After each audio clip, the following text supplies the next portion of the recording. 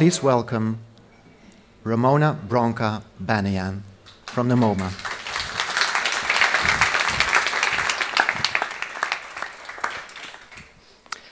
Good morning. Hi. So I'm here to talk a little bit about the reopening of the museum. I think this is a wonderful, it's one of our commissions from Heim Steinbach, so it's hello again. We're back. After 3 years of planning, in October we reopened with an expanded footprint of another 45,000 square feet of gallery space, which I think for you all is about 4,500 meters. We increased our collection on view by about 65%. We expanded that checklist to add about 60% of it for works that hadn't been on view in the last 20 years or were new acquisitions. And it was much more inclusive with regard to the works that were on view. So we're really energized. We're extremely excited. It was a Herculean endeavor. After the 3 years of planning, we closed for a mere 116 days to accomplish this. And what we did was we deinstalled 120,000 square feet. Every single work came off the wall. Everything was touched, and 165,000 square feet was reinstalled in this short period of time. There were probably 6,000 works of art that were moved, about 10,000. I'm sorry, I like stats. I'm a geek, so it's what I do. I'll give you the stats and then we'll move on. But there were 7,000 hours worth of viewing. About 2,500 works went in and out of the frame shop. It was amazing the amount of works that were conserved, that moved in and out, countless hours, and it was an extremely collaborative process.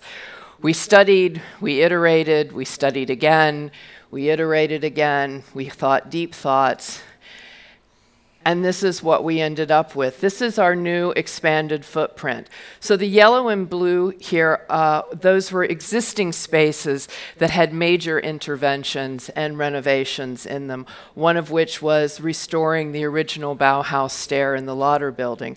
The area on the left there is our expanded footprint. That's where the 45,000 square feet, that's where it was built. And you know, all of these stats, the real estate, you know, the museum isn't just that. It's an aspiration, it's an idea, it's a promise, it's a public trust. So we took all of that very seriously. This gives you another view of the expanded footprint. You can see a little bit about that west as it moved through.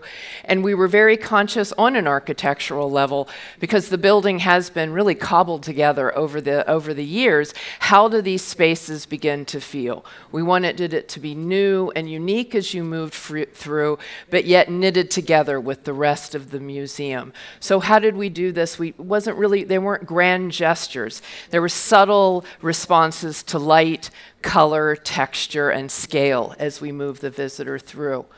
But before we get onto all of that, I thought it might be useful to very quickly just go through our history. Who are we? Who is MoMA? I think you need to know a little bit about our DNA to know how we landed where we did in October. So the museum was started in 1929, just a few days after the New York Stock Exchange crash. It was started by three amazing ladies, Lily P. Bliss, Mrs. Cornelius J. Sullivan, and Mrs. John Rockefeller. And they wanted to change the conservative policies of traditional museums. They wanted something that was new, that was modern, and that's where this is our first exhibition. At the time, Cézanne, Gauguin, Seurat, and Van Gogh were modern. So our earliest idea from our founding director, and deeply embedded in this DNA, it was promoting new art, broadening the canon. And the canon very early on in our first collection included film, it included architecture and design. Alfred was very interested in this idea of a laboratory for learning and experimentation in which you engaged the public.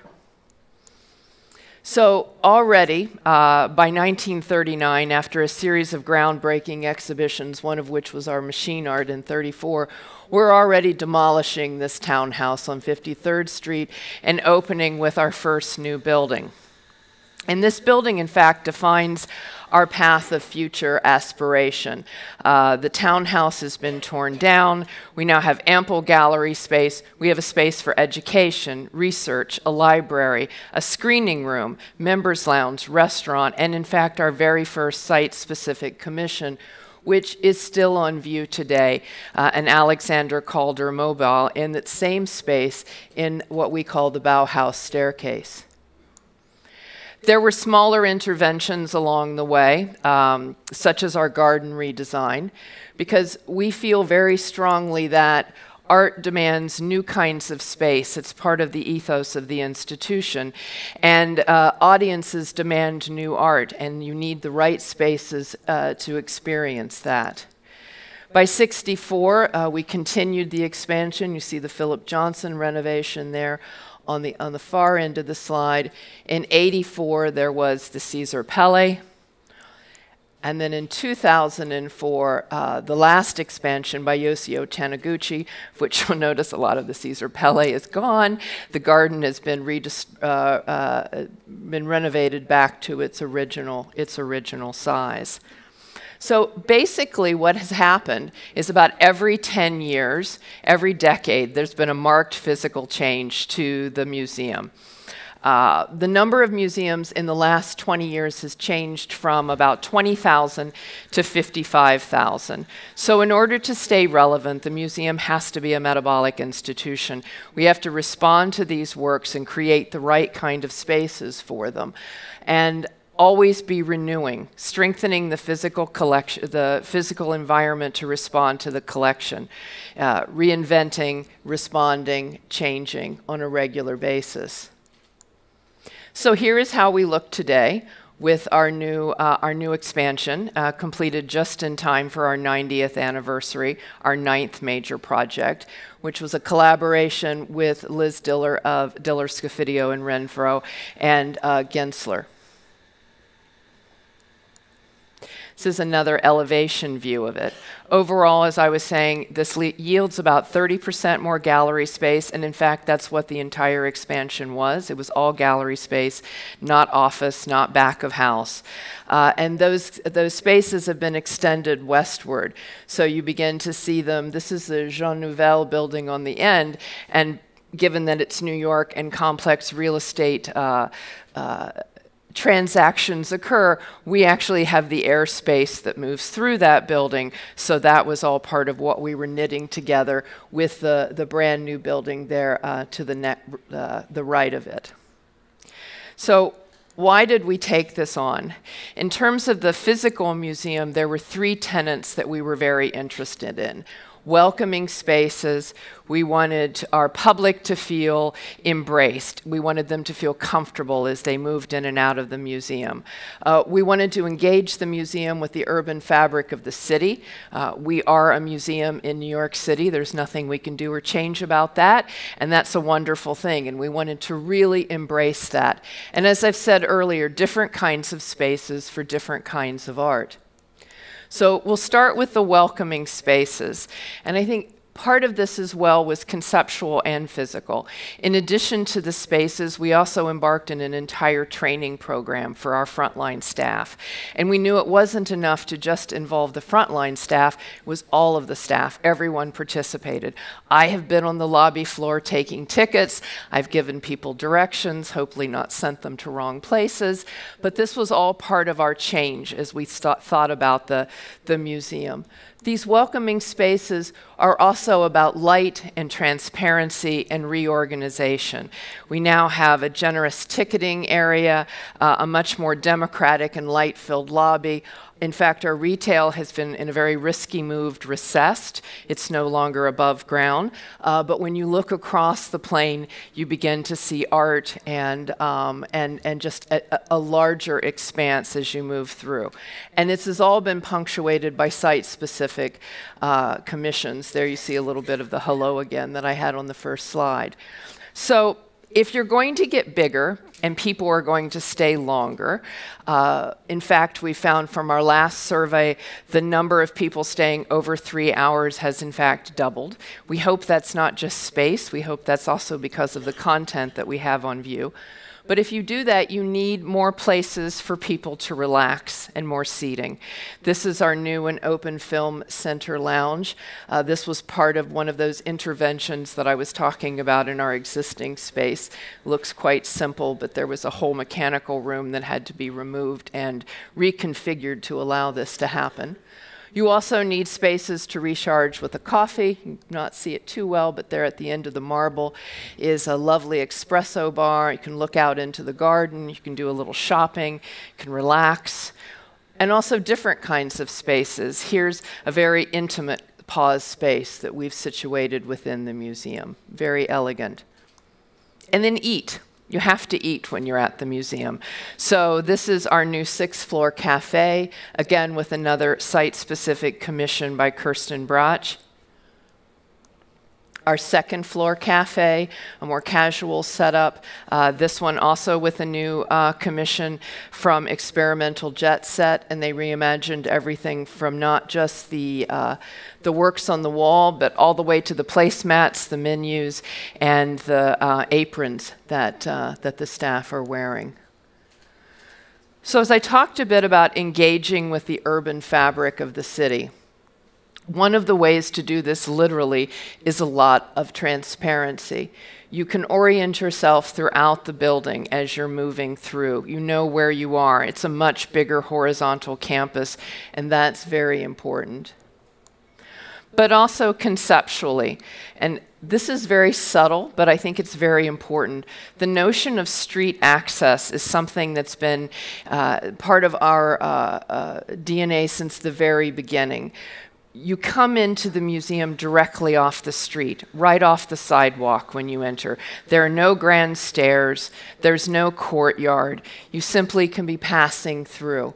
And when you pass through, you'll now move all the way through 53rd to 54th Street in this light-filled lobby, but we think of this as more than just a lobby. The entire ground floor is now free, and it's programmed. We wanted to create a new relationship with the city and our public. So if you happen to just want to cut through, as many of the buildings in New York and courtyards that you can move through as you're running errands, you can pop in, you can see some art on your way without even having to go up into the museum and buy a ticket. This is one of our new this is our Philip Perreno, a portion of it commission, and you see a little bit of Hegu Yang there on the 2nd floor in the atrium level. So the museum then can become a civic space, programmed with moments of urgency, and as well as ritual. I think the sculpture garden is one of the most beloved spaces in New York City. And having that open and free to the public is really a wonderful gesture. And again, as I was mentioning, the commissions. Here's a Gasko Makuga tapestry commission, and as you can see, it's gigantic and immersive. And another space, this is one of our gallery spaces on the ground floor. We call this the project space. It's installed here with works by Michael Armitage. But as we were talking a bit about engaging with the urban fabric, this has been programmed by the Studio Museum in Harlem. This isn't our programming. We also have an artist space, artist choice commission that works every year as well, where people from the outside, part of the community, are coming in and programming our spaces. This is an interesting space in that it has, as we were talking about, places to install new kinds of work. It has a 26-foot high ceiling.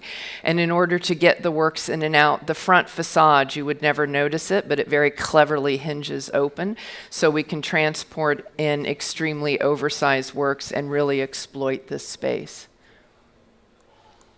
And this is another gallery on the ground floor that's being programmed with regular exhibitions. This is Energy, that curated by Paola Antonelli. We're already changing this. It's now Neri Oxman. So, as I mentioned, there were the three tenets: expand for new spaces and new art, become more welcoming, and engage with the city. But there were also a number of programmatic and subtle goals that we had within that as well. We wanted to create prescient conversations. We wanted to have a journey of excitement and reflection for our visitor, an integrated display, multiple points of entry, both physically and conceptually, and then show more art that we haven't been able to show before. So, what is a museum experience? I love this. I'm probably one of the few, my own inside private joke, but this is this wonderful Felix Gonzalez Torres work that's in our collection. When you commit to install this work, you install it in the museum. It's a billboard size, and it's also installed in 10 billboards around the city at the same time. And I think there is something about this unmade bed on a billboard that for me very much can represent what a visit to a museum can be. It's a very intimate, private moment, and yet you're in this very public, social space. So, how do we make everyone comfortable when they come in and have this moment? We've talked about our audience, but there isn't one kind of audience. We know we have art specialists, art lovers, culture enthusiasts, and people that are simply activity seekers. How do we listen to the needs of the artwork and be true to them, and yet create a space where all of these different kinds of people can come and feel engaged with the art and be deeply present? Well, an integrated approach to display. I know that's not a new thing for many museums, but for us, previously we had really displayed the collection in the same way we collected it, department by department. We had medium-specific galleries just as we have medium-specific departments. And that was also because we had medium-specific communities that relied on these displays. There's a very strong architectural design community, and they wanted to know where the works from architecture were on view. Likewise, our photo community, our prints community. People came very specifically to see these works in these kinds of displays because it's how we had kind of trained them in the way over the last 90 years. And we really wanted to break that up with integration. We wanted to weave together different mediums and contextualize by chronological and societal moments, while allowing each of the mediums to really live and flourish in the galleries and not be compromised by other works around them. And this also begins to reflect how artists actually work. No one's really a painter or a printmaker anymore. They're artists, and they're using whatever medium is appropriate to make the statement they want to make. So we thought of these environments that were conducive to connection, to discovery, that were intimate in some cases, and exceedingly grand in other cases. And always have an awareness of pacing, varying the architecture and the kinds of installation through bespoke spaces throughout the museum. So, speaking of multiple points of entry, which I referenced earlier, this notion of collaborating with our visitors and how we would do that.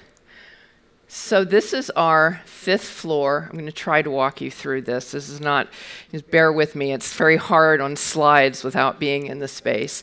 But what you would have done previously is you would have come in here in Gallery 500 and in fact moved through this. That was the circulation. That was it. There was no other way to do it. Well, now we've introduced a vertical core here in the west side because we needed more transportation to move people up and down.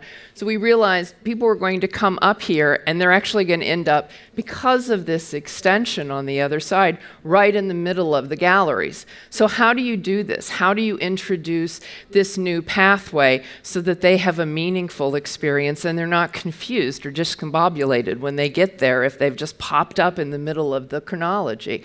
So we decided to really embrace that. And so what I'm going to take you through is this big circle and then the little circle. Oh, here we go.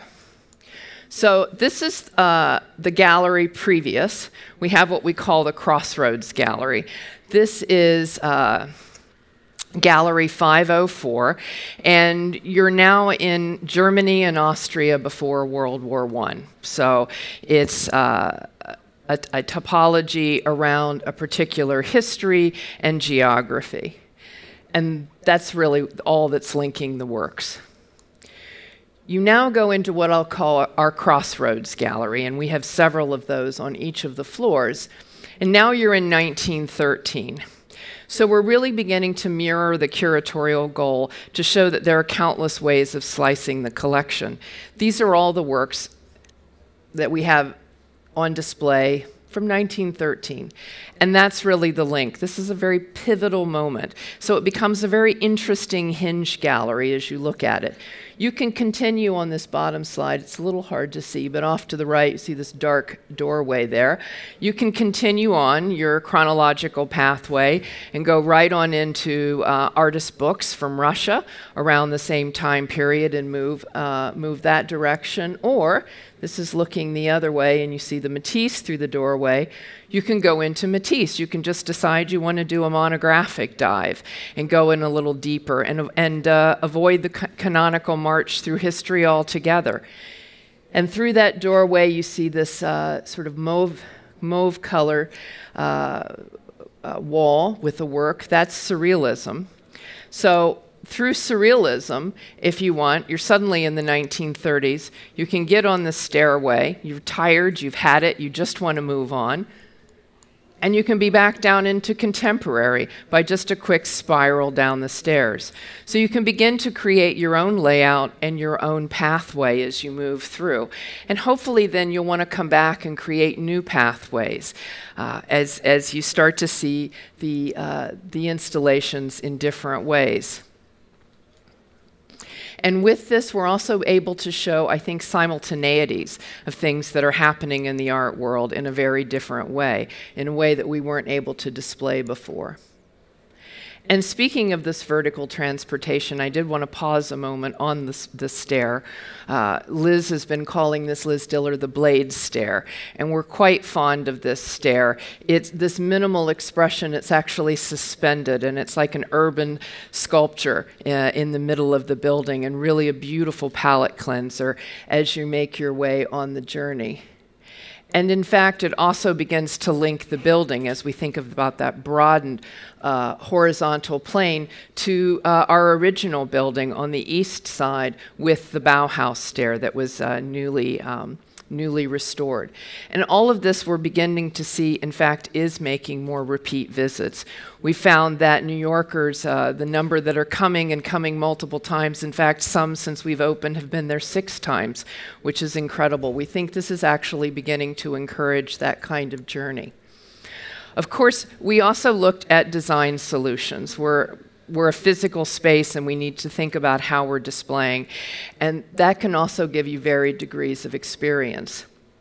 In our first gallery on the 5th floor, we changed that gallery. We changed the width of the doorways. We narrowed them. We removed spur walls, and we removed what I call a heroic wall that we had in the middle of the gallery, because these were works that were made for domestic environments, and very few people have a heroic wall in their living room.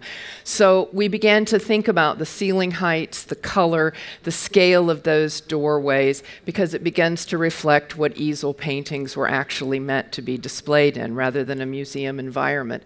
And also opening up the Brancusi platform that you see behind there, that sense of light flooding in. That was a cafe before. We took that down completely to allow this opportunity so that you really also began to reinforce that transition from inside to outside.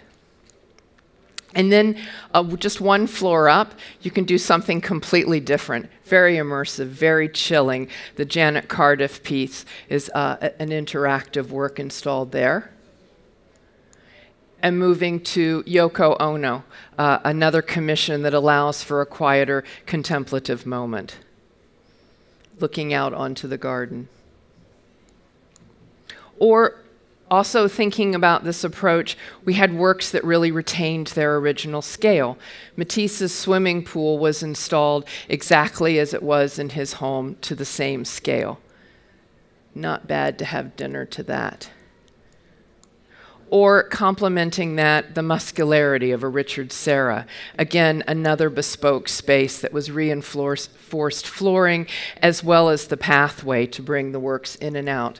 It's a little bit like a ship in a bottle. Getting it out is going to be equally challenging. So we'll have to tear down all of the walls. And again, we have we call it a garage door that weighs about 10,000 pounds that lifts up, that we rig the works in and out. So with all of these different kinds of experiences, again, as we were talking about pause and seating, benches became very critical to our thinking.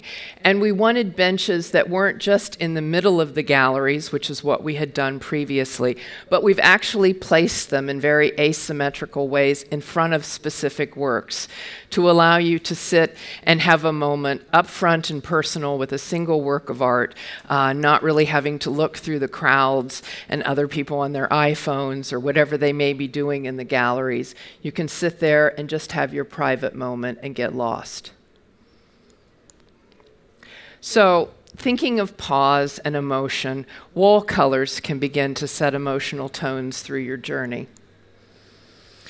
This is one of our transition spaces, the escalator bay. And previously, we'd looked at this space actually as a gallery space. So there were works installed 360 around you as you moved through. So there was no real moment to have that palette cleanse as you transitioned through the spaces. What we did with the black and steel elevators, we matched that paint color, and now we're using a black in those spaces. So it's a pause space and it's a blank space with maybe one work highlighted on each floor, giving people an opportunity to kind of clear their minds as they move from one space to another and know that they've made a transition. We looked at these colors from a broad spectrum. I have to say I love our paint swatches. There's nothing, we just like do these massive things on the wall. And we did a carefully curated selection of key works. We looked at different framing profiles. We looked at different kinds of light, both natural light, gallery light. We looked at them against our different floorings. We have wood, terrazzo, and slate. And we tested. And we tested again. And we tested again. And we finally came up, what we found was a very subtle neutral, punctuated by moments of color. So we wanted these moments of immersion as you walked through. And energy. We looked for colors that would maybe make you see our collection afresh. A rich mauve that brought out the fleshiness of one work. Or for our Florine Stettheimer, a white that was requested by one of our curators, if blue could blush. Or perhaps a color slightly lighter than midnight to really draw out the depth of blue in the works in our Russian Books Gallery. Or a steely gray to impart the feeling of war in our 1945 gallery. So finding that sense of welcome and openness, a lot of that was done through light and transparency, both in terms of the architecture and in terms of our display.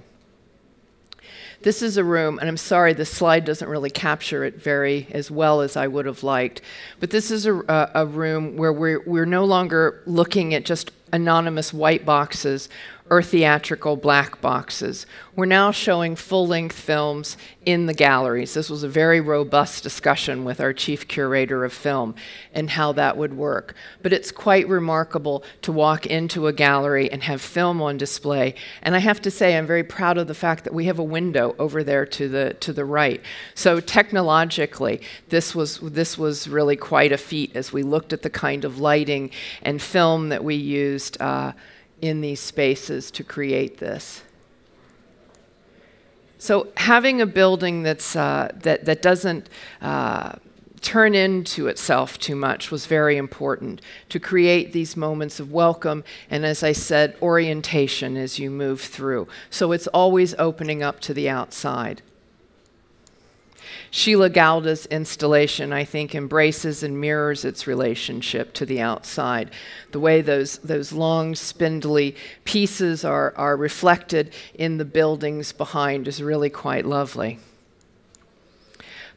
So there are the challenges that we talked about with regard to installing different kinds of work together with the different light needs, both the reflective, the film, all of these different kinds of challenges in display. But there's also preservation. We're an art museum. Light is not kind to works of art. So this was something that we really thought about. We used a lot of well-placed spur walls, the film on the windows. We actually have some curtains we can deploy when needed. And then rotation. We'll be moving the works on a regular basis. So I was talking about how we listen to a work of art. How do we think about that? And I thought I would just extract one piece, something that's very iconic, Monet's Water Lilies. And I think the first order of business is to always understand what the artist's intent was. And Monet said he wanted a work that had no horizon line. The sky and the water were blurred. He wanted an enveloping, large-scale space where you walked in and you really didn't know exactly where you were. So for us, one of the first things to look at was the kind of color that we might do in the gallery. We were talking about those moments of color, and we really had this desaturated modern color that we were working with. And yet we had these water lilies that are sun-dappled. So we went through from opaque to transparent colors. And we also we ended up landing on a very translucent color that really feels like it has that kind of sparkle that the water lilies do. And we also iterated through the display itself on a variety of ways. This was our first, well, not our first. This was the version we actually installed initially. And one of the things that we thought conceptually was extremely exciting when you walked through is that you came here and you can see there's another doorway here. So you transitioned through this space. And as you transitioned through the space and you had the work on the other side, you also had a window to the outside. So you had this tension in this moment as Monet was thinking about the pieces being a meditative space in an urban environment. You had this reflection of the city outside, and when you went through the gallery, you had Paris on the other side. So poetically, we were really excited about this. But the more we lived with it installed, and fortunately this was one of the first galleries that we installed, so we had some time to live with it, we really didn't like it. So we made a very major decision to close one of the doorways, which of course meant reinstalling the gallery on the other side, eliminating that, and we also covered the window. So the panels ultimately resolved themselves 32 degrees from the wall in this asymmetric and very organic manner. But what this meant was that we actually had a gallery that was now more of a destination gallery. And when we decided to do that, we realized we also began to exploit axial sight lines within the spaces, which were very interesting to us as another way to pull the visitor through. So in the end, the work, I think, is embracing the visitor in this very gentle hug. And we reinforce this by changing the furniture as well, going with circular benches, so you have this repeating arc throughout the space.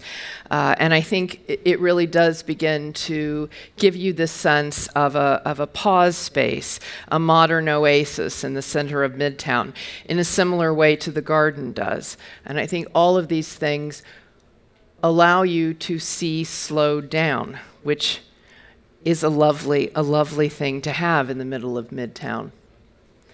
And that's not to say we don't have Instagram moments. I know Robert was saying we didn't really embrace that, but we do. We certainly do, and but it's not how we design. We're not sitting around the models and saying, where can we place something to get us a good Instagram moment?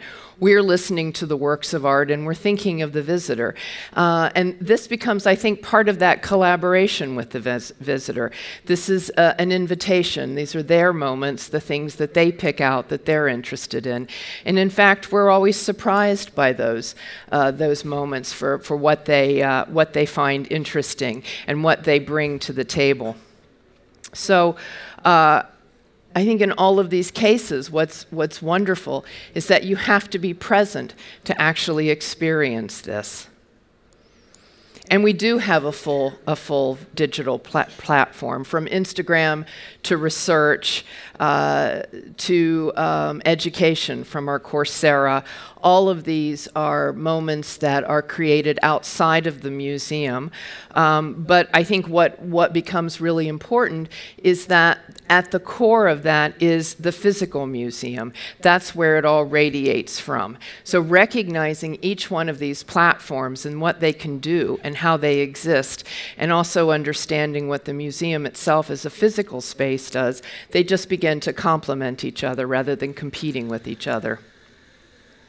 So we have 200,000 works of iconic art in the museum. But it isn't enough to say that we have a great building and a great collection. You have to query it on a regular basis. You have to ask, what are you not showing? What are you not saying? What are the topics you're not addressing?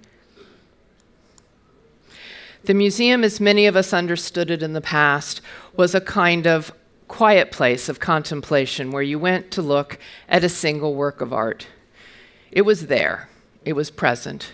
You looked at it, you thought about it, you moved on, you looked at the next one, you thought about it, rinse, repeat.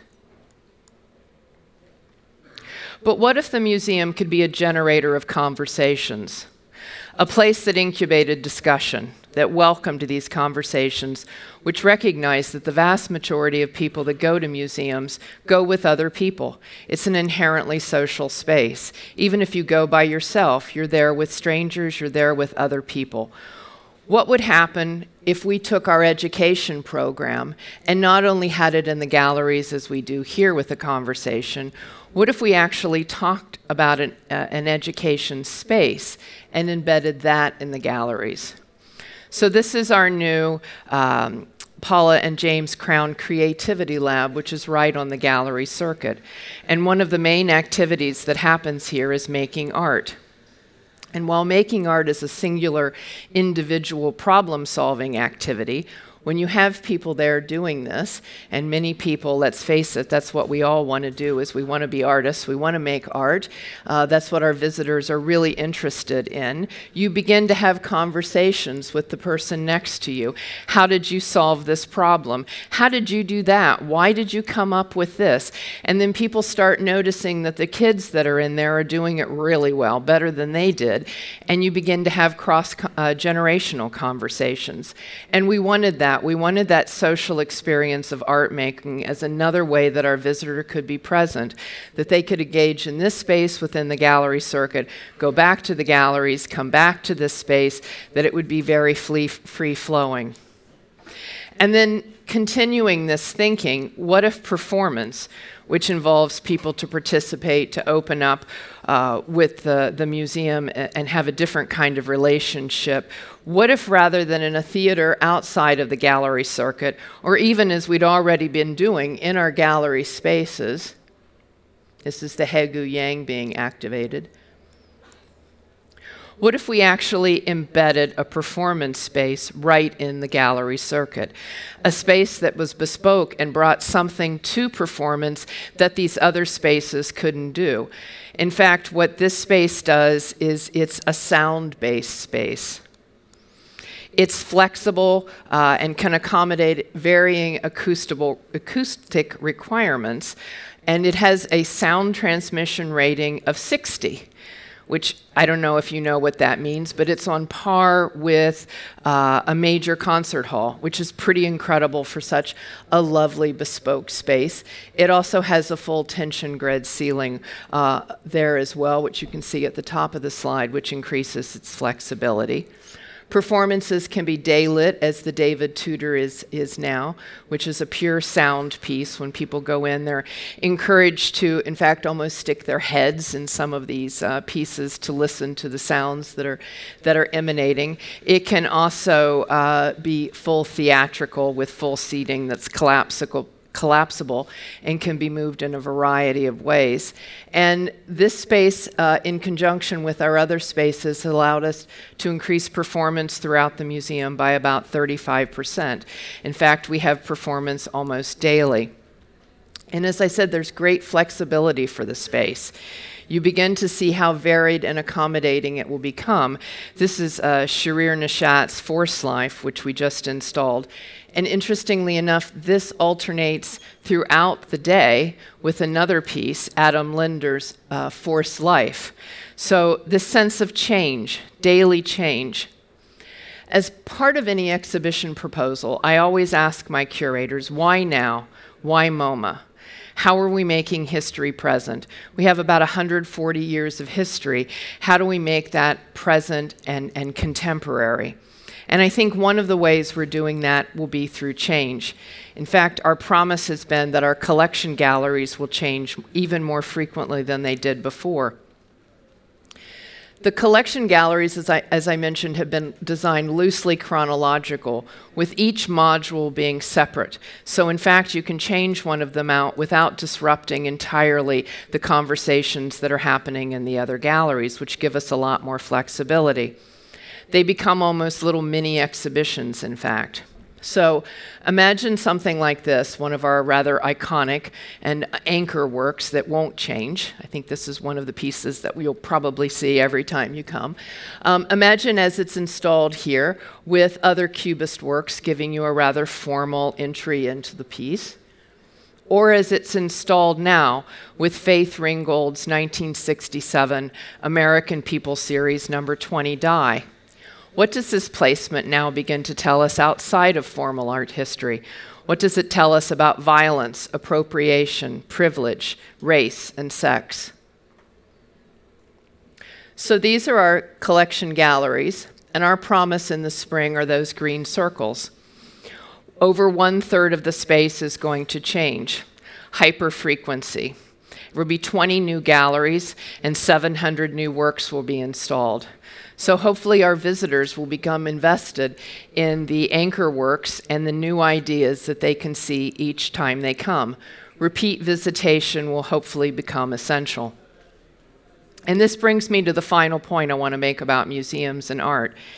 In the late 18th and 19th centuries, museums were really thought of as instruments of collection and dissemination of knowledge. In the early 20th century, we saw that change with our own Alfred Barr and that sense of experimentation and a laboratory in which the public was invited.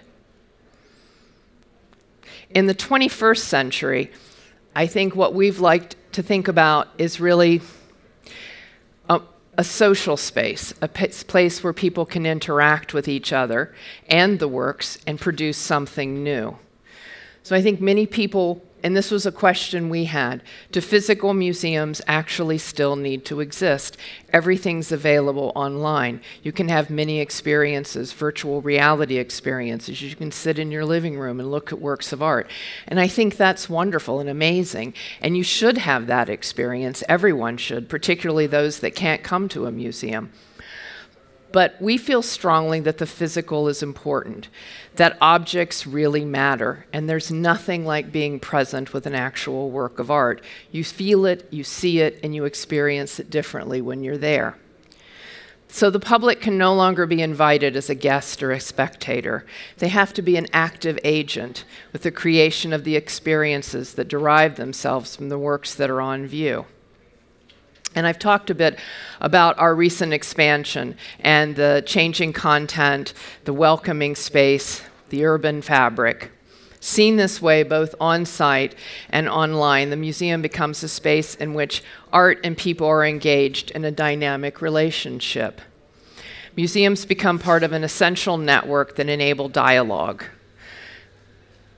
We're a work in progress. And perhaps on a deeper aspirational level, we hope maybe we provide a platform for civil discourse where new and challenging ideas can be seen almost simultaneously. And these different perspectives will engage with each other and engage with our viewer. and a place where when you're face to face with the tactile, physically made objects or performance, that link between you and the artist becomes closed. The circle is completed, and you step outside of that yourself for that one brief moment. Artists are the most sensitive, thoughtful, and insightful, unguarded members of our society. Being present with a work of art can be a wonderful, singular pleasure. Looking, experiencing, forgetting where you are, having a moment of absolute joy. It just doesn't get any better than that. Thank you.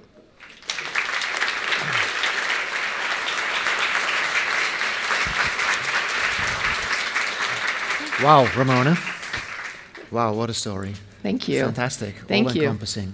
And it touched upon many of the aspects that we have seen yesterday in other talks about hospitality, for instance, even about retail. Mm-hmm. So everything is seemingly coming together. Are you happy with how things have turned out? I mean, you have your ideas, your projections, and I think we're really thrilled. And you know, I think it's in many ways. I like to think of my staff and the museum as sort of one big art collective. And in fact, the museum is a singular installation and a work of art. And so while a painting or a work doesn't necessarily live until it leaves the studio and the audience is involved with it, that's how we feel with what we just did. And that's what's been the most exciting, is watching how our audiences are engaging and interacting with the works. So we're really delighted with what we're seeing and learning. Could I see that the museum used to be some kind of an ivory tower and that you're now at eye level with people? I think that's a nice way of looking at it, yes, yes. Well, I'm afraid that we're running out of time very quickly. Oh, sorry. Of course, no, it was wonderful. Don't feel sorry. So I won't ask you any further questions, but I want to give that space to the audience here. Do you have any questions for Ramona? Yes. Can we have a microphone over here, please? Hello. Hi. Hi.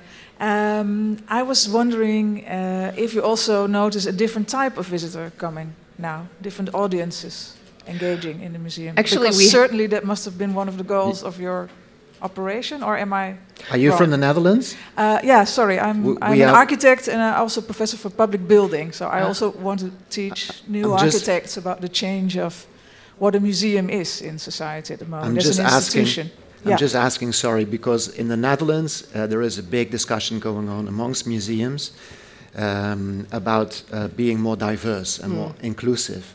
So I think that's where your question is coming from. Absolutely, and I think this is reflected not only by our visitors, but as we were talking about that embracing of the urban environment and being a mirror to who our community would be.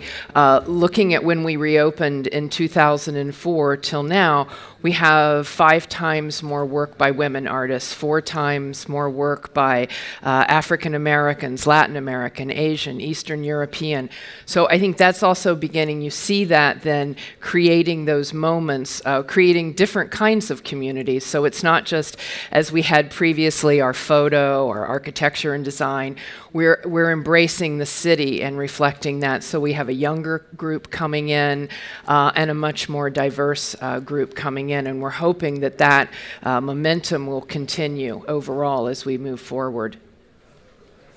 There's another question over there. Hi.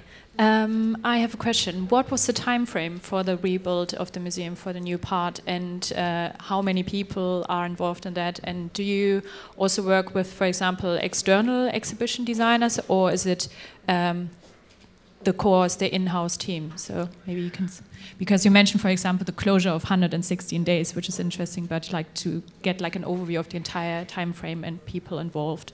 Yeah. So the overall planning, I would say the really in-depth planning was about 3 years when we were working with Liz Diller from Diller, Scofidio, and Renfro. first series of interventions on the existing campus, those opened about a year and a half before the rest of the expansion. And the expansion was interesting because we didn't close during that whole construction period. So you have to imagine like parts of the building being sheared off as we're, creating buffer walls, and galleries are getting smaller, and it's all this kind of maze as we're open. And we're building this large scale building, which was about 3 years. The closure was simply to refresh those spaces and begin to knit them together. So we touched every surface in the museum, and we could only do that by taking things down. The exhibition designers, those are our own. We work entirely in-house. I'm really delighted in that the team that reports into me, which is about 100 different people, most of them are practicing artists or architects, and so our exhibition designers are all architects.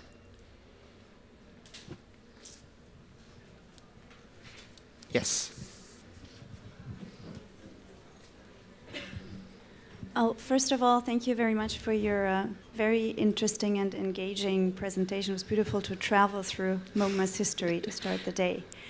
And I really appreciated also your way of explaining the pathways the new hanging opens up to visitors. What I would be more specifically interested in is to know, do you offer new ways of guiding the visitors, maybe immersing them not only through the space or the different pathways, but also in a more interior way into a new sphere of connecting with the artworks. Something that comes to mind, the MoMA mornings, which I always very much enjoyed, but do you, for instance, offer meditations in the galleries or something that would be a tour that's a bit outside of the ordinary way of experiencing art? We've had somatic experiences in the galleries where people will go in and actually respond to the works, not meditation, but movement related to the pieces. We also have the acoustic guide in our educational moments as well. We still have quiet mornings.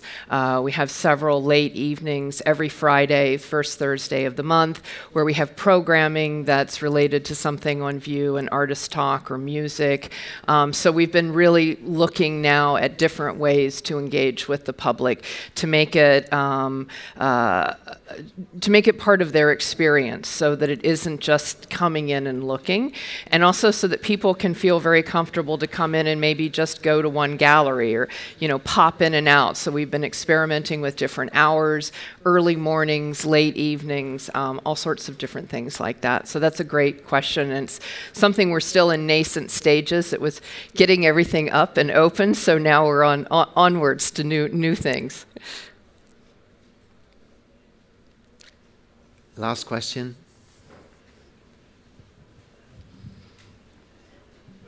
Good morning. I would like to thank you for a really amazing presentation. It's very interesting. And I have a question about the social media, because social media make art much more accessible. Thanks to Instagram, much more people come to exhibition because nothing can beat the real experience of a space, experiencing the complexity of the sound and the visual thing. But this coin has also the other side. I'm an architect, and our clients start to ask us to make Instagrammable spaces. And I noticed that artists, in order to be visible, start to create art that is Instagrammable. So there is a certain shift in how we create. What do you think is the future of this whole tendency? Will it pass, or should we embrace it? It's Instagram. Someone said this yesterday in one of the discussions, that Instagram is a shareable photo. And I think people are always going to want to share their photos. We all started with family albums. It's what you do. It's your history. It's your journey. And that will absolutely continue. I can't see that that would ever shift. Artists are looking at spaces in new and different ways. And Instagram and social media, it's just another tool and another platform. And I think just as you move from a brush to a palette knife, this is another tool, and it's now part of the vernacular of what we're doing, and it will continue. So some artists will design for it, and others will reject it entirely, and that's just the nature of making art. And as an institution, our goal is to create spaces and opportunities for both of those things to be able to exist, depending on what the artists are doing, and ensuring that our public feel comfortable when they're in there, however they want to record their experience. Thank you very much, Ramona. Thank you. It was wonderful. Thank you.